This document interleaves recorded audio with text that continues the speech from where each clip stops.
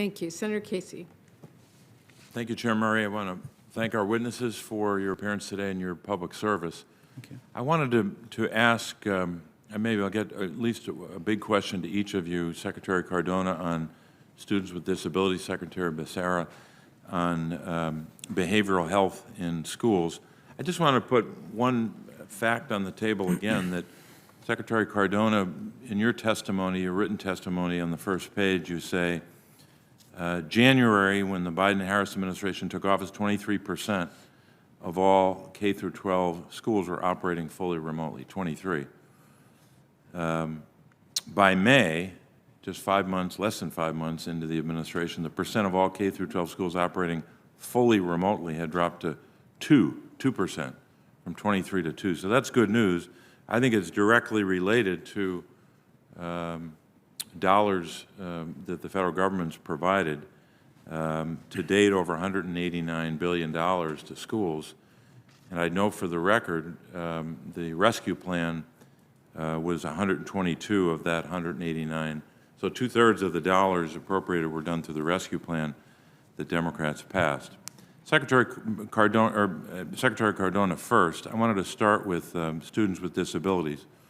About 7 million, as you know, in the nation, students in public schools receive special education services. It's an understatement to say that the pandemic has been challenging for those students. Most of them had to adapt to online instruction. Others had to have their related services, such as physical or occupational therapy, reduced or adapted. So many challenges that we've read about. Individual education plans, which, as you know well, are required by the IDEA Act from years ago, often require specific therapies and specific services. So here's the question. Can you tell us what guidance and resources the department is providing to states and local school districts to get students with disabilities the services and the therapies that they need to set them up for success? Thank you for that question. It's clear that our students with disabilities were greatly impacted during the pandemic, and I recall I recall conversations with parents who shared with me the impact that their child not being able to access in-person learning had, not only on their learning, but on their entire family.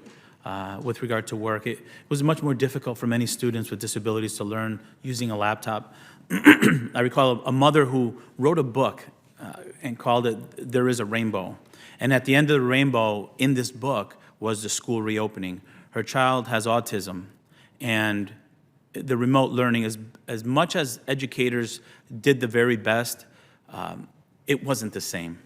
So we need to place special emphasis on our students with disabilities and their families to make sure that they're coming back into a welcoming environment, one that's assessing where the children are now, not where they were in March 2020. We required states to ensure that IEPs are being updated for this school year.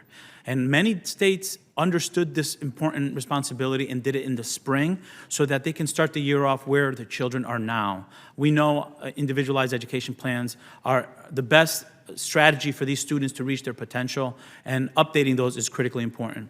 Furthermore, Senator, from February, we were providing handbooks, and special attention was given to supporting students with disabilities and also supporting educators that serve students with disabilities with training and helping them have more opportunities to understand the social and emotional impact of our students with disabilities. So we understand the priority it is. We're going to continue to serve our educators and our students and our families with children with disabilities.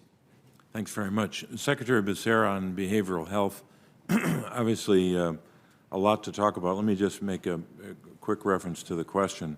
What resources are now available for both, excuse me, for teachers and school administrators to support students' mental well-being during this time? Senator Casey, thank you for the question. I know this is a priority for you. We have made the largest investments in mental health and substance use disorder in the history of these programs because of the American Rescue Plan that you and others in this Congress passed. And I am pleased to say that close to $1 billion has gone out so far to support the mental health services that are needed throughout our country, including in our schools. And we have put out close to $5 billion for substance use disorder services. Most of that money, as you are aware, is administered, run through the states, then they feed it over to the local governments and the schools.